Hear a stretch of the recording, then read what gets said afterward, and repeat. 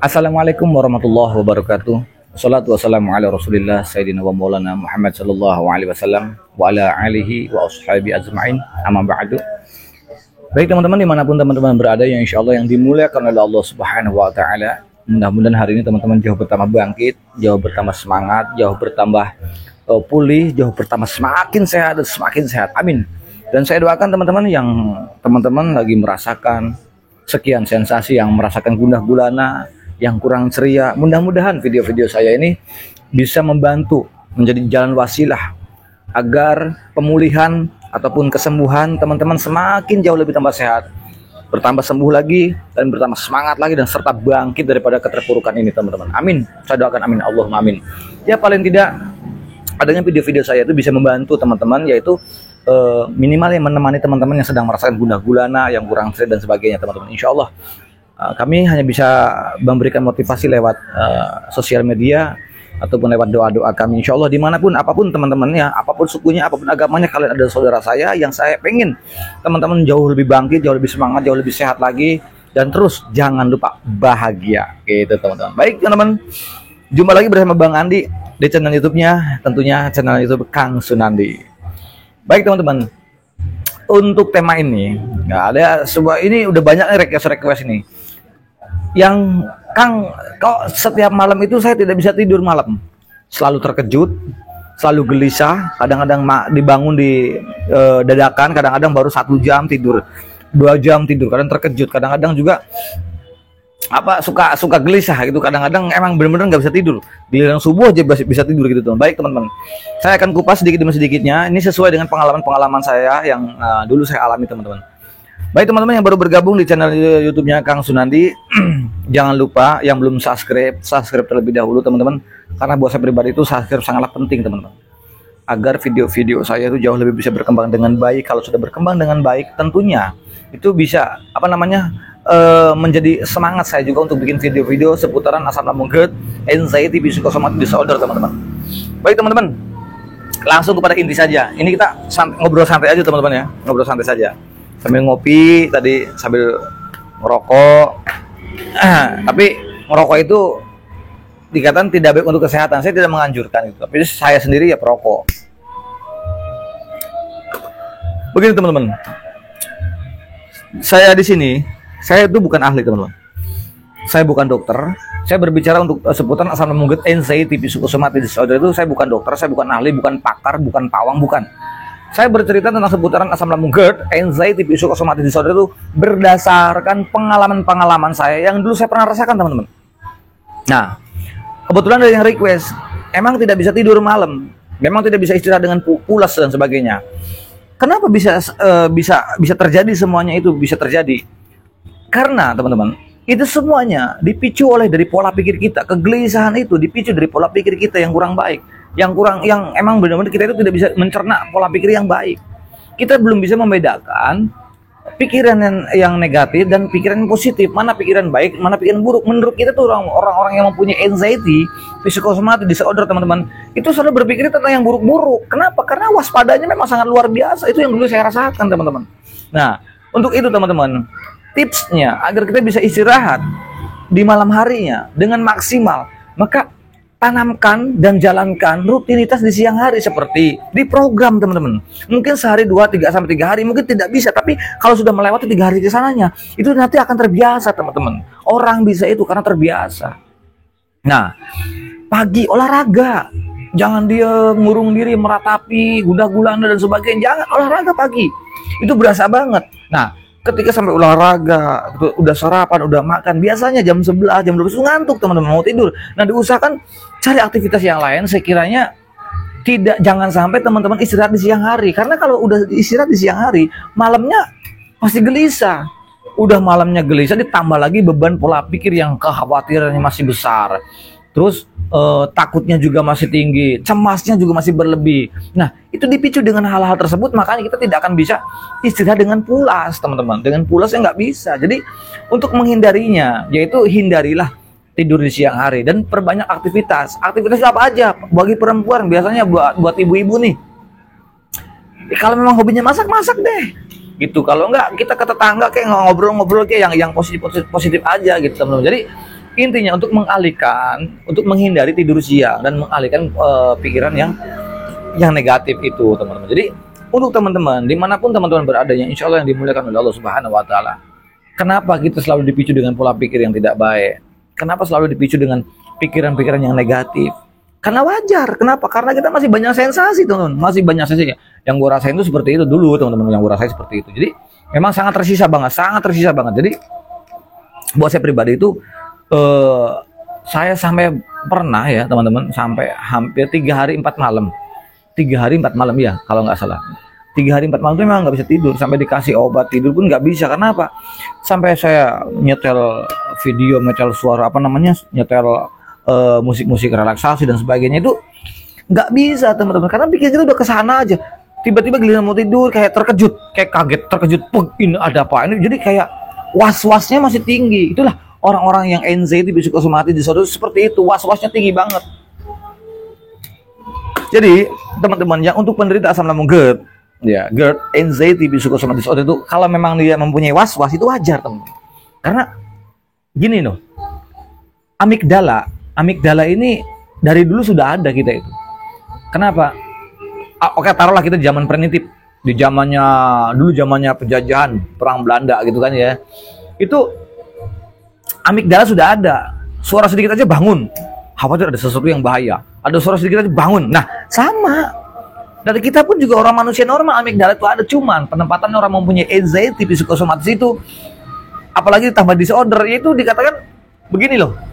Nanti kalau seandainya nih saya berjalan di satu gang, nanti kalau saya masuk ke gang sana, nanti kalau ada ular bagaimana? Nanti kalau ada setan bagaimana? Nanti kalau ada setan bagaimana? Nanti ada ular digigit nanti gimana?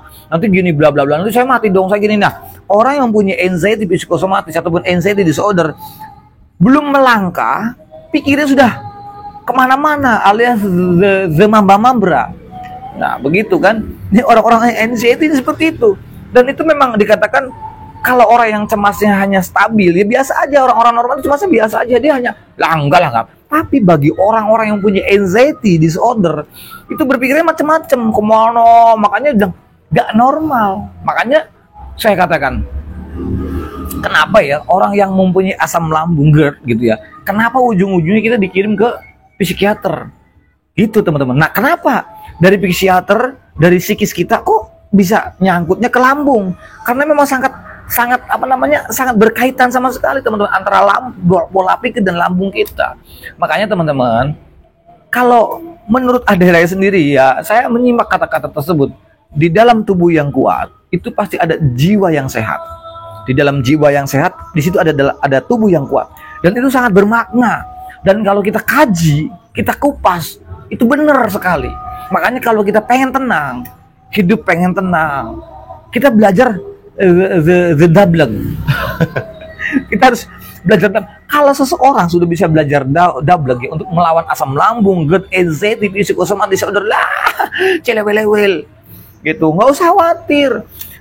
Ya kita memang harus bisa menempatkan posisi Dablag, alias belajar cuek, belajar masa bodoh, untuk mengabaikan pola pikir. Contoh begini, ketika ada sensasi datang, aduh dada saya berdebar, aduh kok kelayangan, waduh ini vertigo, ini kok buram, telinga berdenging, pokoknya apapun itu sensasinya, alah nggak apa-apa lah, ini mah hanya sensasi anxiety itu nggak bahaya, disorder itu nggak bahaya, psikosomatis nggak bahaya, asam lambung nggak bahaya, GERD nggak bahaya. Jadi intinya teman-teman, asam lambung, GERD, anxiety, psikosomatis disorder, teman-teman nggak usah khawatir, karena ini tidak berbahaya sama sekali, tidak berbahaya, tidak gitu. Hanya kita perlu, kendalanya hanya dua, perlu kontrol emosi saja, emosi dalam arti kan bukan emosi nafsu, dalam berpikirnya jangan berlebih-lebihan.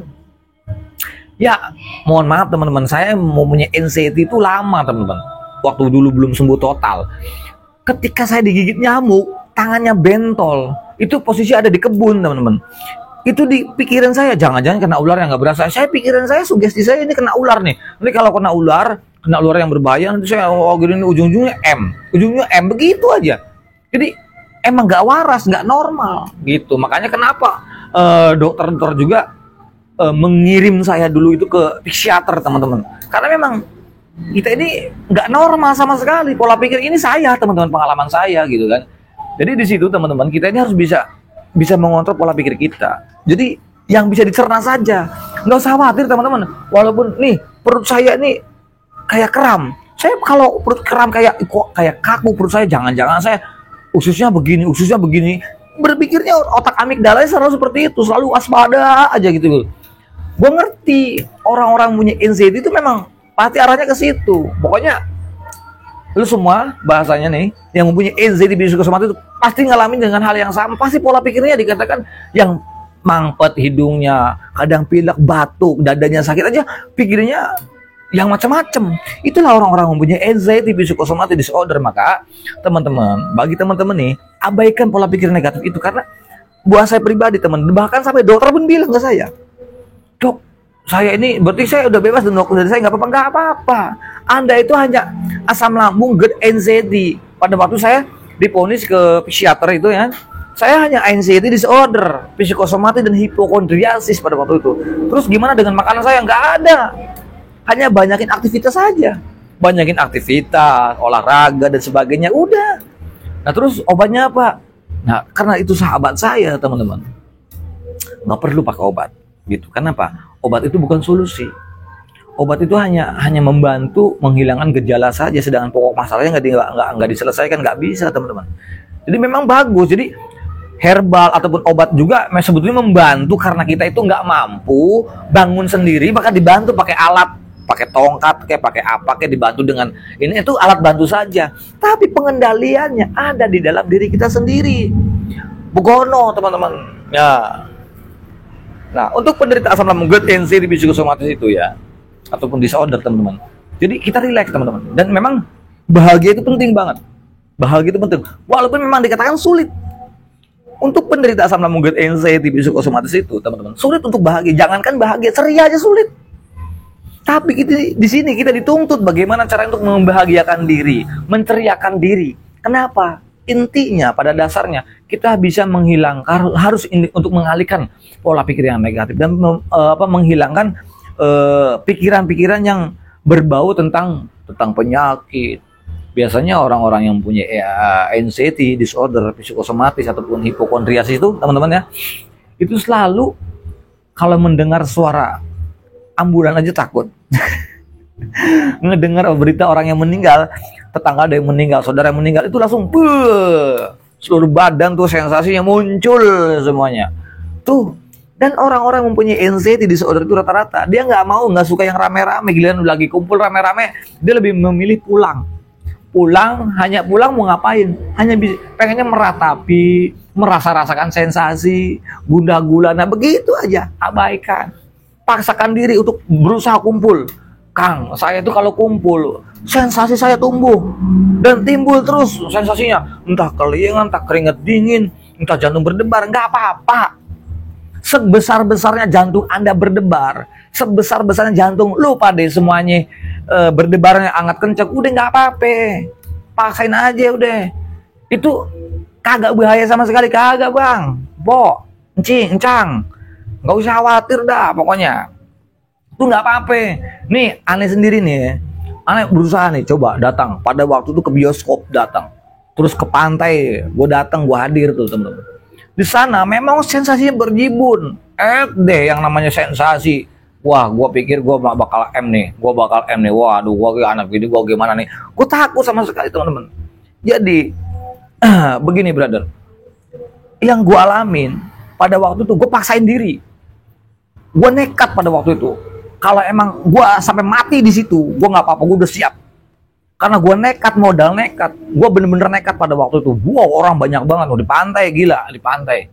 Pada waktu itu gue datang, udah gitu, udah pokoknya perasaan udah campur aduk teman-teman. Udah begitu, memang berasa seperti kayak mau pingsan. Pikiran gue bakal mati pada waktu itu. Nyatanya, jangankan mati, pingsan aja kagak teman-teman. Jadi bahasanya itu permainan pola pikir. Bahasanya gini, si anxiety itu menggoda pikiran kita. Tuh, si Sunandi tuh, goda tuh. Dengan sensasi, timbullah sensasi, disuruh. Entah itu kelingan, perasaan gak enak, jantung berdebar, perut kram, mulut mengganja, sesak napas. Nah, akhirnya pikirannya udah berhasil nih gue nih, udah berhasil. Akhirnya si Sunadi panik lagi tuh, takut lagi tuh, cemas lagi tuh, begitu. NCT itu begitu. Ini otak amigdala nih. Nah, pengendaliannya nggak bisa pakai obat. Obat minum, tenang, dia tidur, istirahat, bangun tidur, dosisnya hilang, kumat lagi. Nggak bisa. Kita mau sampai kapan ketergantungan pakai obat? Udah, pengendaliannya ada di dalam diri kita semua. Dan orang yang mempunyai anxiety, psikosomatis disorder itu nih, brother begini ya, kalian itu sehat, kalian itu nggak apa-apa, kalian itu sembuh kok. Jadi kalau gue takut makan ini gini, berhenti deh. Lu takut semua pakai makanan intakan, takut, berhenti deh. Itu kan hanya permainan pikiran Anda saja, permainan pikiran lu doang, nggak usah khawatir. Gitu, wah Kang, gua berhenti ngerokok Kang, udah Kang, gua berhenti ngopi. Sekarang gua tanya sama lu pada, yang berhenti ngerokok, yang berhenti ngopi, apakah sensasinya hilang? Apa masih muncul? Kita nggak bisa nyalain kopi, nggak bisa nyalain makanan, nggak bisa nyalain rokok, nggak bisa. Yang perlu kita salahin itu pikiran kita. Yang perlu kita didik, adibu auladakum. Waduh, dalil nih. Nah, adibu auladakum, didik pikiran, pola pikir kita, didik. Dicerna dengan baik. Itu orang-orang punya anxiety, kendalanya cuma dua faktornya. Kendalanya cuma dua. Pola pikir kita dan mental kita, bro. Ayo brother, bangun. Gitu. Kita mau sampai kapan kita gini aja nih? Bertahun-tahun udah waktunya tahun baru nih. Gitu kan ya. Bentar lagi kita mau bulan Rajab, Sya'ban, Ramadan, Lebaran. Bentar lagi, ayo kita harus bangkit. Kita harus sehat. Mau sampai kapan kita begini terus? Ayo brother, bangun. Anda itu, lu semua, ya, sehat kok. Jadi jangan salahkan makanannya. Jangan nyalain makanan. Boleh makan, terserah bebas. Yang nggak boleh itu yang berlebih. Itu doang. Simpel saja kalau buat saya pribadi. Kenapa? Wah, Kang Andi ini nekat begini-gini ngomong. Gua ini pengalaman bro. Alhamdulillah. Memang walaupun gua bukan pakar, gue bukan pawang, bukan ahli, bukan dokter, tapi gue belajar dari dokter. Karena gue ke rumah sakit itu bukan sekali, dua kali, puluhan kali, bahkan sampai 27 kali gue ke rumah sakit. Dan konsultasi di luar rumah sakit itu puluhan gue konsultasi sama dokter, baik spesialis dalam, baik psikiater, dan setiap psikiater itu setiap pulau Jawa itu gue udah ngalamin. Jawa Barat, Jawa Tengah, Jawa Timur, itu gue udah alamin semua. Dan itu dokter yang terbagus. Kenapa? Orang yang mempunyai anxiety itu, ya mentang-mentang dia punya duit, berapapun gue bayar. Kalau gue nggak punya duit, apapun gue jual. Yang penting targetnya orang yang punya anxiety, psikosomatis disorder itu, gue sembuh gimana caranya. Tuh.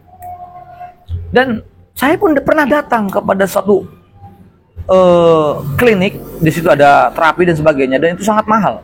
Gue bayar. Gue coba di situ. Hanya begini metode sekian bulan, nggak bisa. Akhirnya sia-sia, duit gue kebuang banyak. Lumayan tuh buat bisa beli NMAX. Sia-sia, sembuh kagak. Sensasi masih ada, pusing, iya malah parah. Tuh begitu teman-teman. Jadi pengendaliannya, kalau menurut sahabat saya itu, seorang dokter yang sangat luar biasa, saya mantep, buat jempolin. Udah, lu punya duit berapapun juga lu bakal habis, kata dia. Lu pengendaliannya ada dalam diri lu sendiri. Ayo lu bangun, lu sampai kapan ngandelin gua, kata dokter. Dokter bilang gitu, lu mau sampai kapan ngandelin gua? Untung sama gua, coba kalau sama yang lain. Lu udah habis berapa? Coba deh lu kalau memang lu masih banyak uangnya, lu cari tuh dokter yang paling bagus. Coba berapa lu sekali konsultasi? Gue coba tuh. Karena gue masih banyak pada waktu itu, gue coba berapapun. Paling murah 3 juta, ada yang sampai 7 juta. Coba gue datang sampai ke terapi dan sebagainya. Memang gak ada hasilnya. Gue balik lagi. Apa yang gue bilang? Lo sudah sembuh? Agak. Lo coba lu tanamkan metode gue. Gitu katanya. Gue jalankan tuh. Makanya yang selama ini saya tanamkan metode-metodenya, saya share, saya bagi buat lu semuanya. Itu saya dari dokter, dari pakarnya, dari pawangnya, dari ahlinya. Tanamkan dia sahabat gua, dia peduli sama gua, dia nggak pengen gua begini-begini karena gua ini pertanggung jawabnya banyak, gitu. Ya gua mau nggak mau, suka nggak suka, gua nurutin tuh. Asli gua ini emang Males namanya olahraga itu, dari dulu gue males, apalagi kalau suruh bangun pagi. Ini kalau gue nih paling siang, paling pagi banget, paling pagi gue bangun jam 9, jam 10 gitu. Lah ini udah subuh udah bangun ya, habis sholat subuh, kita ada rutin habis subuh, terus ada jam 6 kita harus sarapan, terus berangkat olahraga, pulang jam 8 begitu. Aduh, mau sampai kapan gua? Tapi lama kelamaan gua juga nggak ngerti. Kok tiba-tiba gua happy. Gua tiba-tiba gua seneng. Gua bener-bener fine. Gua happy banget pada waktu itu. Itu baru 1 minggu kok kenapa ya? Semangatnya gua nggak ngerti. Padahal gua yang di pikiran gua itu khawatir, takut. Tapi gua coba jalanin dulu dengan olahraga, walaupun hanya jalan kaki, bro. Dan gua nggak ngerti, tiba-tiba kok ada sensasi yang bahagia, ada nggak ngerti nih, pikiran gue tiba-tiba yang ngerasa ternyata olahraga itu bisa mengalihkan pola pikir kita yang negatif. Contoh begini teman-teman, gue makan gorengan, gue makan sesuatu yang berlemak lah. Orang takutnya kan kolesterol ya, tapi karena gue udah pagi gue udah olahraga, enggak, gue normal dong gitu kan ya. Nah, gue di situ, oh iya, itu membangun sugesti tanpa disadari, itu sudah memberikan afirmasi sendiri pada diri sendiri, udah memberikan afirmasi. Oh, gue sehat, nggak apa-apa. Kenapa gue harus takut dengan makan mie, makan aja. Jadi menurut dokter juga begini loh. Ini spesialis dalam ya, beda lagi ya. Lu kalau makan mie, makanlah yang banyak. Asalkan lu mau makan sehari 10 bungkus, nggak apa-apa. Yang penting lu imbangi kadar olahraga lu. Tuh, begitu teman-teman. Makanya olahraga tuh penting. Jangankan, gue bilang di video-video gue tuh begini. Setiap orang sehat itu butuh banget olahraga. Apalagi orang-orang yang mempunyai psikisnya terganggu, mentalnya terganggu, dan itu wajib. Dan gue yakin bahwa lu semua bakalan sehat. Gue percaya itu. Lu semua bakal sehat. Gue doain. Lu semua bakal sehat. Percaya deh. Dan kuncinya, kita semua semangat. Kita nggak bisa hanya komentar, hanya bisa begini aja. Tapi metodenya kayak olahraga paginya nggak sama sekali. Ini gimana? Sedangkan yang membangun hormon bahagia itu dengan olahraga. Kok nggak ngerti? Nggak ngerti tuh.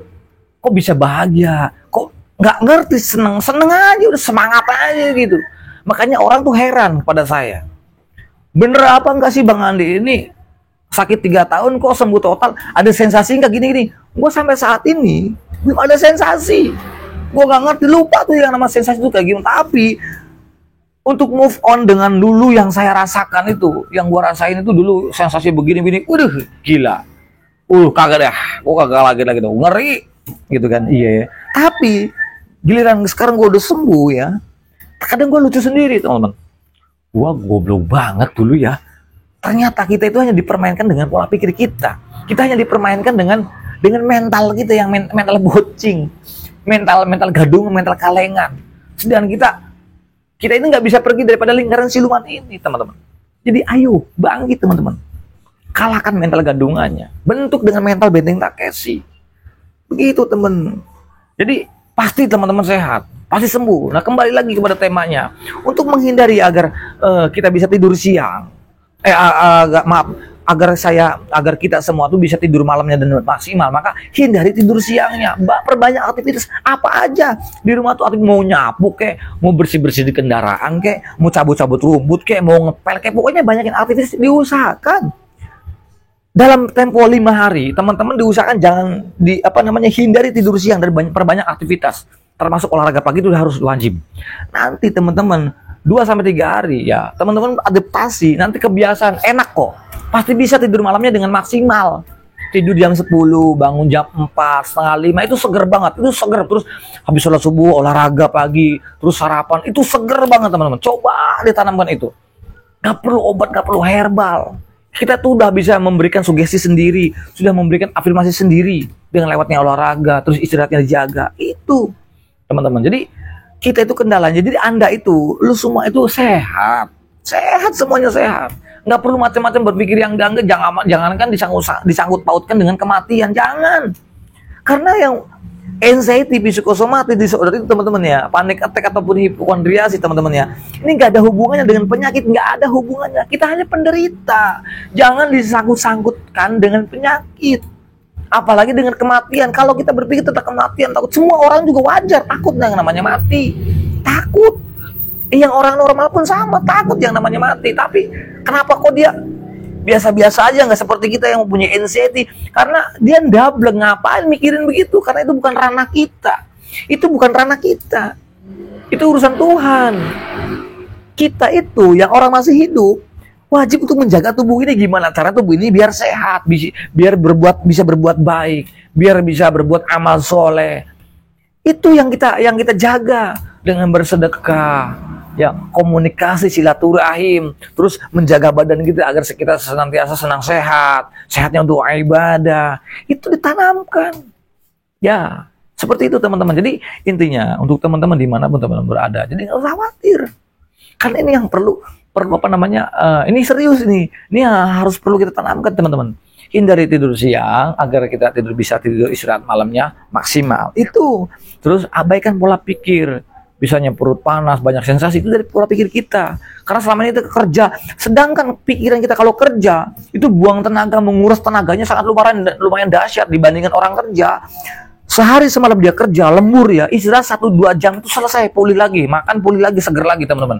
Itu kalau kita buang tenaga. Tapi kalau kita buang pikiran, seluruh organ tenaga kita dikuras. Makanya lemesnya masih ada, kelayangannya masih ada, piar-piarannya masih ada, les-lesannya masih ada, mata buremnya juga ini. Aduh, karena kita dikuras pola pikir kita. Tuh, begitu bro. Jadi, ayo, saatnya kita bangkit. Saatnya kita semangat, saatnya kita sehat, saatnya kita sembuh total. Sudah waktunya. Mau sampai kapan? Sudah. Sekarang banyak kemudahan teman-teman yang memberikan semangat. Banyak mentor-mentor kok, banyak teman-teman. Jadi peganglah satu mentor, jalankan. Jangan kebanyakan mentor. Nanti kata ini begini, kata ini bingung sendiri. Kita ini lagi kendala kita ini di pola pikir. Satu dulu mentornya, tanamkan, amalkan, jalankan.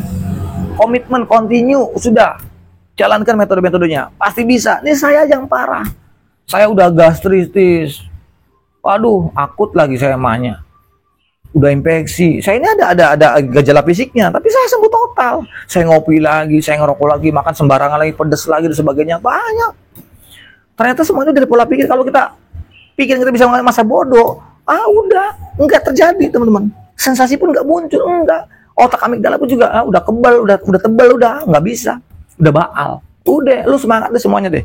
Saya yakin, saya doain semuanya, lu semua pada sehat, lu semua pada bangkit, apapun sukunya, apapun agamanya. Gue pengen kalian tuh bahagia, gue pengen kalian itu sembuh total.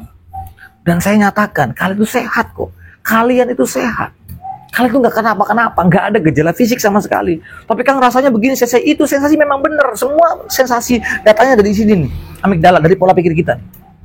Tapi sensasi itu tidak berbahaya. Hanya mengganggu saja, memang betul, memang sangat mengganggu, tapi nggak usah khawatir. Jadi lu semua nggak usah berpikir ini penyakit ini, jangan bla bla bla bla, nggak usah. Karena ini permainan pola pikir kita, permainan mental kita. Anxiety memang begitu, licik gitu teman-teman. Jadi buat semuanya ya yang terkena anxiety, disorder psikosomatis, ya nggak usah khawatir. Lu semua sehat. Hanya perlu tanamkan metode-metodenya, jalankan metode-metode dari saya. Buktikan. Cepatnya seminggu, 2 minggu, atau lamanya 1 bulan, Anda bisa rasakan sendiri. Nah, nggak usah khawatir ya. Semangat terus para pejuang asam lambung gut, anxiety psikosomatis. Saya yakin Anda akan sembuh total. Insya Allah. Saya doakan insya Allah sehat-sehat selalu, panjang umur, berkah semuanya, manfaat dunia akhiratnya. Insya Allah. Jazakallah. Mudah-mudahan teman-teman insya Allah bisa bangkit lagi, bisa sehat lagi. Al-insanul makanul khutwan nisan. Saya manusia biasa, tanpa salah dan khilaf, jadi mohon maafnya barangkali salah-salah kata yang kurang berkenan, yang merasa Anda tersinggung dengan saya minta maafnya sebesar-besarnya. Karena saya manusia biasa, tanpa salah dan khilaf, jadi mohon maafnya. Al-insanu makanul khutwan nisan, yang baik dari Allah Subhanahu wa taala, yang jelek dari saya pribadi. Al-insanu makanul khutwan nisan, saya manusia biasa, tanpa salah dan khilaf, mohon maafnya. Akhir kalam. Assalamualaikum warahmatullahi wabarakatuh.